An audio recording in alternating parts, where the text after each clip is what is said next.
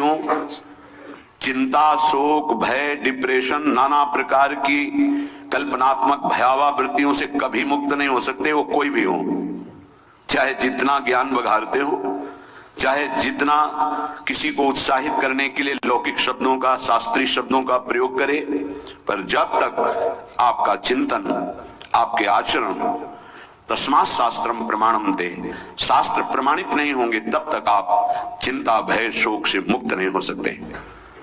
चाहे जितनी संपत्ति एकत्रित कर लीजिए, चाहे जितना नाम यश कीर्ति हो जाए पूर्व पुण्य प्रताप से, अध्यात्म को ना मानने वाले, ना जानने वाले, भगवान को ना मानने वाले, ना जानने वाले त्रिकाल में कभी सुखी नहीं हो सकते। अंत तो गत्वा बड़ी दुर्गति होती है, पर थोड़ी देर के लिए केवल चांस दिया जाता है। आप चाहे पापाचरण कर लो, भगवान की निंदा कर लो, या आप सत आचरण करके भगवान की उपासना करके मुक्त हो जाओ, ये छूट आपको है। इसलिए आप अपने समय को दिव्यता की तरफ बढ़ाएं, पशुता की तरफ नहीं। दिव्यता केवल मानव देह से ही प्राप्त की जा सकती है। नाना प्रकार की भोग सामग्रियां पशुओं को भी प्राप्त हैं, असुरों को भी प्राप्त हैं, मानव को भी प्राप्त हैं, पर मानव देह से ही केवल दिव्य भगवत प्राप्ति की जा सकती है और किसी योनि से नहीं। जिसे भगवत प्राप्ति हो गई उसके लिए दुर्लभ क्या रह गया? आत्यंतिक दुख की निवृत्ति का नाम भगवत प्राप्ति है। जहां किंचन मात्र दुख की संभावना नहीं, परमानंद ही परमानंद है। और यही तो खोज रहा है हर व्यक्ति, पर वो खोज रहा है गलत दिशा में, किसी वस्तु, व्यक्ति, स्थान में, धन संपत्ति, पद प्रतिष्ठा में, लोक लोकांतर की वासनाओं की पूर्ति में सुख मानने वाला कभी सुखी नहीं हो सकता। विश्वास कीजिए, ये कोई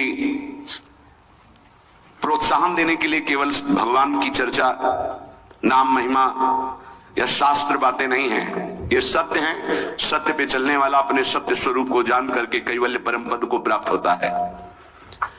श्रीपाद प्रबोधानंद जी महाराज कह रहे हैं, हे भाई, विदूरे त्रैगुण्यादथ विमल विद्या मय परे, महानंदे वृंदावन भुवि सुकंदे रसतरो, अमर्यादा राधा चरण परिचर्या रस महा, महोदिद्वंद्वा हृदय परम धन्य स्फुरतु वह। बड़े भाग्यशाली हैं वो जन जो विद्या के प्रभाव से इस अविद्या त्रिगुणमयी माया से मुक्त होने की इच्छा करके श्री राधा चरणारविंद की उपासना कर रहे हैं। विद्या समस्त हितोपदेश विद्या है। हितोपदेश में समस्त शास्त्र, पुराण, मनीषियों के, ऋषियों के, ब्रह्म ऋषियों के, आचार्यों के, गुरुजनों के वचन, ये सब हितोपदेश है। यही परम विद्या है। इसी विद्या के बल से हम अविद्या का नाश करके त्रिगुणमयी माया के बंधन से मुक्त होते हैं। श्रीपाद कह रहे हैं, विमल विद्या परे। लेकिन हम जो तुम्हें प्रेम रस की बात कर रहे हैं, ये विद्या और अविद्या दोनों से परे है।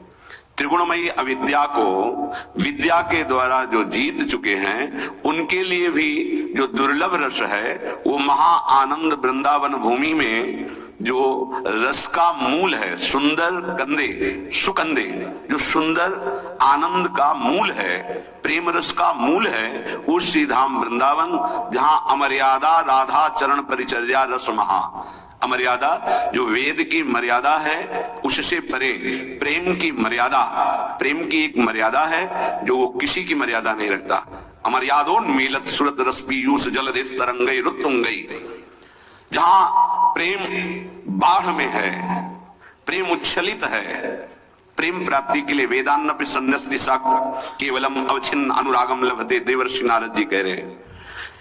जो वेदातीत रस है, श्री किशोरी जी के चरणारविंद की प्रेममयी उपासना, किशोरी किशोर श्री लाडली लाल जी की, बोले अहोभाग्य है उनके जो विद्या से, परम निर्मल विद्या से त्रिगुणमयी माया का त्याग करके मोक्ष पदवी को प्राप्त हुए।